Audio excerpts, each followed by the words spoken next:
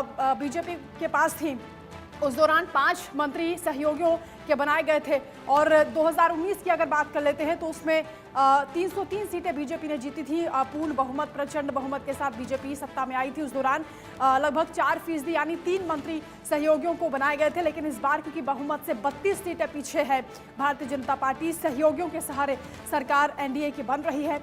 ऐसे में कितना उनको कोटा दिया जाएगा, कितना मंत्री पद उनको दिया जाएगा, कितने कैबिनेट मंत्री होंगे, कौन कौन से पोर्टफोलियो होंगे, उस पर हम चर्चा कर रहे हैं। इसके साथ ही नाम भी आपको बता रहे हैं। जीतन राम मांझी को फोन पहुंचा है, जयंत चौधरी को फोन पहुंचा है। सबकी निगाहें इस पर टिकी हुई है कि सहयोगियों को किस तरह से संतुष्ट किया जाएगा, कितने मंत्री सहयोगियों के दलों से बनाए जाएंगे। रचना, ये जो अलग अलग चेहरे हैं जिन्हें फोन कॉल गया है, इनको लेकर इंडिया न्यूज ने पहले ही जानकारी दे दी थी और एक एक करके अलग अलग राज्यों का भी हम रुख करेंगे। साथ ही साथ मेरे साथ अलग अलग पार्टी से प्रवक्ता भी जुड़ेंगे, क्योंकि आज का खास मौका है। देश को नई सरकार मिलने जा रही है और एक बार फिर से, और ये लगातार तीसरी बार है जब नरेंद्र मोदी प्रधानमंत्री पद की शपथ लेंगे। अरविंद मेरे साथ पहले से जुड़े हुए हैं और मेरे साथ में संजय श्रीवास्तव भी जुड़ गए हैं जो जानकारी मुझे देंगे उत्तराखंड के बारे में। आशिफ इकबाल मेरे साथ में असिस्टेंट एडिटर जुड़ गए हैं जो बिहार को लेकर जानकारी देंगे। शक्ति कुमार ब्यूरो चीफ बिहार से मेरे साथ में है। आर के मिश्रा बीजेपी के नेता हैं जो साथ में जुड़े हुए हैं। आज तो चेहरा अलग ही खिला हुआ है। अजय वर्मा भी मेरे साथ में है, कांग्रेस नेता हैं। और साथ ही साथ संजीव कौशिक मेरे साथ में हैं, राजनीतिक विश्लेषक के तौर पर। एडवोकेट चांदनी प्रीति राजनीतिक विश्लेषक के तौर पर हैं। राहुल लाल जी भी स्टूडियो में मौजूद हैं राजनीतिक विश्लेषक के तौर पर। आप सभी का बहुत स्वागत। चूंकि यूपी से अभी अरविंद ने जानकारी खास पहुंचाई है और कई बड़े नामों का जिक्र कर दिया, लेकिन आशिफ इकबाल, क्या बिहार से भी इतनी ही लंबी लिस्ट सामने आने वाली है?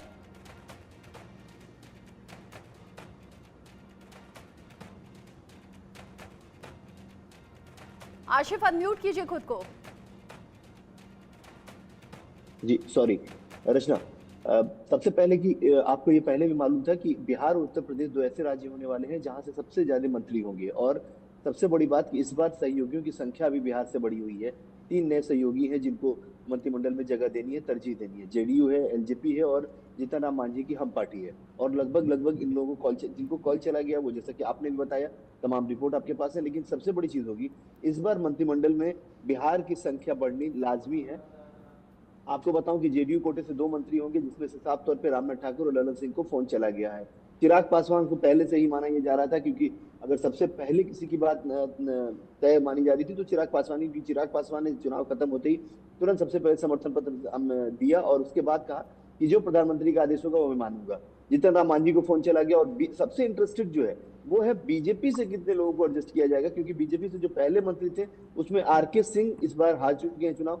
तो इस बार नए लोगों में क्या, जिस तरीके से रविशंकर प्रसाद और राजीव प्रताप रूडी जो पहले मंत्री थे, क्या उनको एडजस्टमेंट होगा, ये देखना दिलचस्प है। अभी तक इन लोगों को फोन नहीं गया है, लेकिन इंतजार करना होगा थोड़ी देर के अंदर, क्योंकि फोन जाना है, क्योंकि 11 बजे तक सबको पहुंचना है। चाय पर नियंत्रण मिलने वाला है।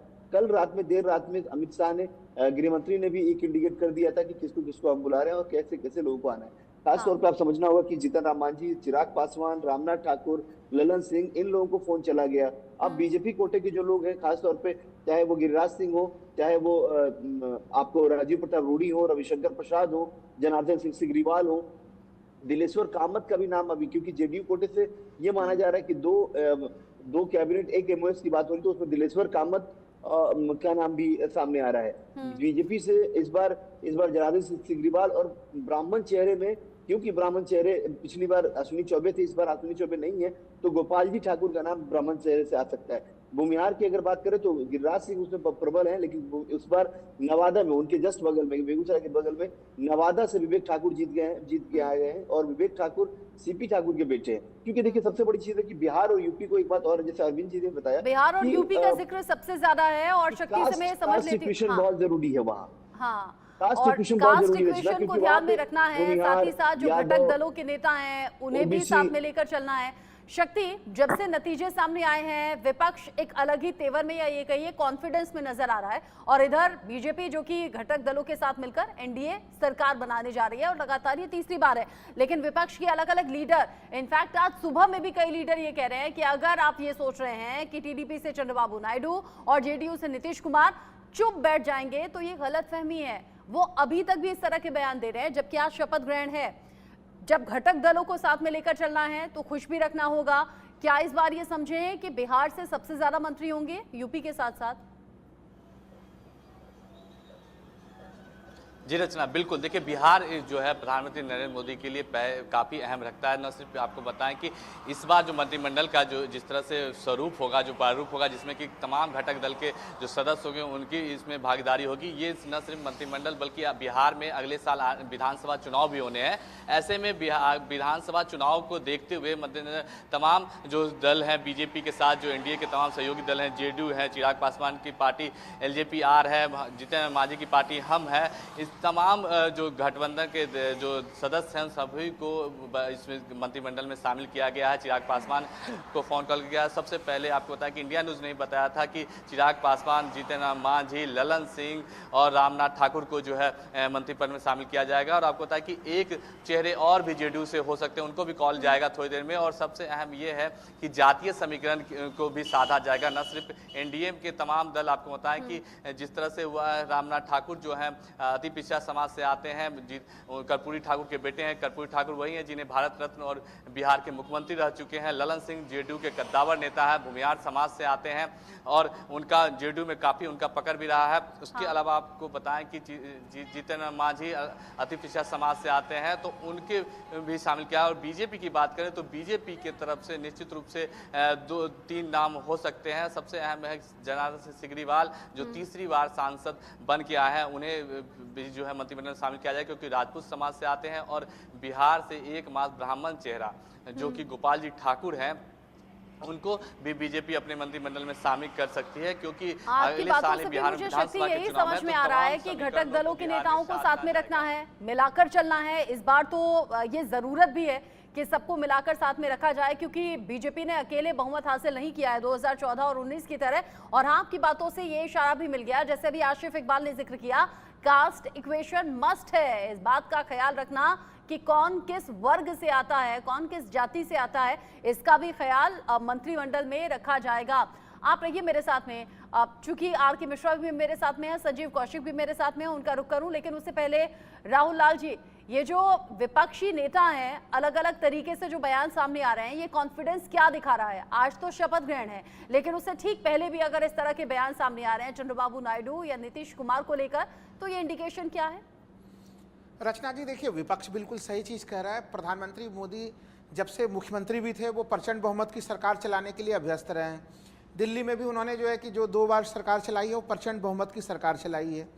तो ऐसे स्थिति में अगर हम लोग 2019 को याद करते हैं, तो ध्यान होना चाहिए कि उस समय इन्होंने जो जो सहयोगी दल थे, एनडीए के घटक दल, उनको केवल संकेतात्मक तौर पे जो है कि मंत्रिमंडल में एंट्री दी थी।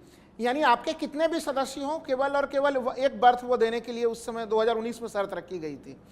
लेकिन 2024 की परिस्थितियां अलग है। अगर वो अभी भी सहयोगी गठबंधन सहयोगियों के साथ समुचित ढंग से उनका मान सम्मान नहीं करेंगे, तो ऐसे स्थिति में अंततः फ्लोर टेस्ट भी होना है रचना जी।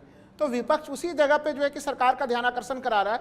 क्योंकि एक दृश्य हम लोगों ने देखा जो बड़ा आश्चर्यजनक दृश्य था, जब परसों जब बैठक हो रही थी, तो उस मंच पे जो है कि वहाँ पे प्रधानमंत्री के साथ नीतीश कुमार भी बैठे हुए दिखाई दे रहे थे, तमाम जो नायडू वगैरह भी दिखाई दे रहे थे, और एक एक सदस्य वाले, हम जीतन राम मांझी भी थे, अनुप्रिया पटेल थी, लेकिन 2 सदस्य वाले जो जयंत चौधरी थे, वो दर्शक दीर्घा में बैठे हुए थे। तो ये जो इस प्रकार का जो भेदभावपूर्ण व्यवहार करती है भारतीय जनता पार्टी, उसके तरफ विपक्ष ध्यान आकर्षण कर रही है। और हमें लग रहा है विपक्ष काफी पॉजिटिव सोच के साथ इस बार आगे बढ़ रहा है। आपने ये नहीं कहा कि नीतीश कुमार ने पैर भी छुए थे पीएम मोदी के? नहीं, नीतीश कुमार ने पैर भी छुए थे, लेकिन नीतीश कुमार ने कुछ शर्त भी रखे हैं और चंद्रबाबू नायडू ने। देखिए, बिहार के लिए स्पेशल पैकेज का मामला दोनों के तरफ से है, नीतीश कुमार जी के लिए भी है और चंद्रबाबू नायडू के लिए भी है।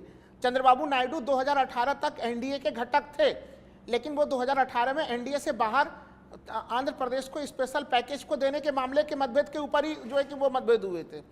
मुस्लिम आरक्षण, चंद्रबाबू नायडू 4% मुस्लिम आरक्षण के लिए वो उनके घोषणा पत्र का हिस्सा है, जबकि प्रधानमंत्री मोदी के पूरे अगर हम लोग चुनावी कैंपेन को देखें तो उन्होंने मुस्लिम आरक्षण के ऊपर हमला करके ही विपक्ष के ऊपर तमाम हमले किए थे।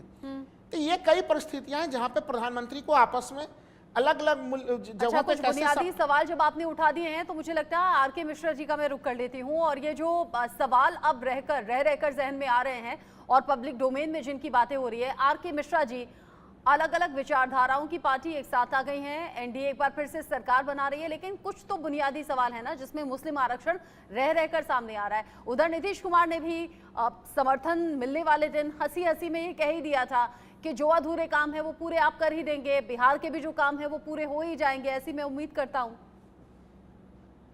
रचना जी देखिए, ये एक ऐतिहासिक पल है और निश्चित तौर पर हम लोगों को नहीं भूलना चाहिए, क्योंकि ये 1962 के बाद ये दूसरा मौका है ऐसा जहां पर देखेंगे जो कि प्रधानमंत्री जी का जो टेन्योर है वो लगातार तीसरी बार इस देश को मिल रहा है। ये बहुत ही ऐतिहासिक पल है और मुझे लगता है जो कि ये जो 2 साल जो टेन्योर बीता है ये बिल्कुल शानदार कार्यकाल है। इसमें देश की जो अर्थव्यवस्था है वो भी हमने देखा जो कैसे 10 में से 5वें पर आई है। देश की जो साख है, देश की जो विदेश नीति है वो भी कहीं ना कहीं बहुत ही बेहतर है और प्रशंसनीय है।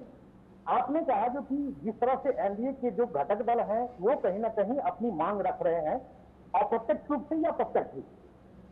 हम लोगों ने 2014 में भी एनडीए के साथ हमने गठबंधन था और निश्चित तौर पर एनडीए का ही सरकार, 2019 में भी एनडीए की ही सरकार थी। अब 2024 के अंदर में ये जो प्रश्न आ रहा है बार बार जो कि अनेक मुद्दों के ऊपर में, चाहे वो बिहार को स्पेशल पैकेज देने की बात हो या टीडीपी द्वारा जो मुस्लिम आरक्षण की बात हो, ये मुझे लगता है कि कोई ऐसी बहुत बड़ा इश्यू नहीं है ऐसा जो कि हम एनडीए के साथ बैठ करके और 2024 से 2029 और 2045 तक का जो विजन हम लोगों ने देश के सामने रखा है वो कहीं ना कहीं प्रभावित होगा। मैं आपको आशा दिलाता हूं, मैं आपके चैनल के माध्यम से ये जरूर आपको करना चाहता हूं जो कि इस तरह की कोई दिक्कतें नहीं आएगी। आशा है जो कि ये 2024 से लेकर के 2029 और जो 2045 का हम लोगों ने जो देश के लिए जो प्रोजेक्शन किया है तो देश की अर्थव्यवस्था भी मजबूत होगी। देश के सामने आप देखेंगे जो गरीब कल्याण, सुशासन और सेवा का जो भाव लेकर के हम 2014 से आए, निश्चित तौर पर इसी को आगे बढ़ाया जाएगा। कहीं कोई टीडीपी के अलग अलग नेता ये कह रहे हैं मुस्लिम आरक्षण हम तो जारी रखेंगे, तो फिर तालमेल बन कैसे पाएगा, मुझे ये बताइए। रत्ना जी देखिए, मैं कह रहा हूं जो कि चाहे मुस्लिम आरक्षण की बात हो चाहे कुछ भी हो, मैं कह रहा हूं एनडीए के बातचीत करने के लिए जदयू सांसद रामनाथ ठाकुर हैं जो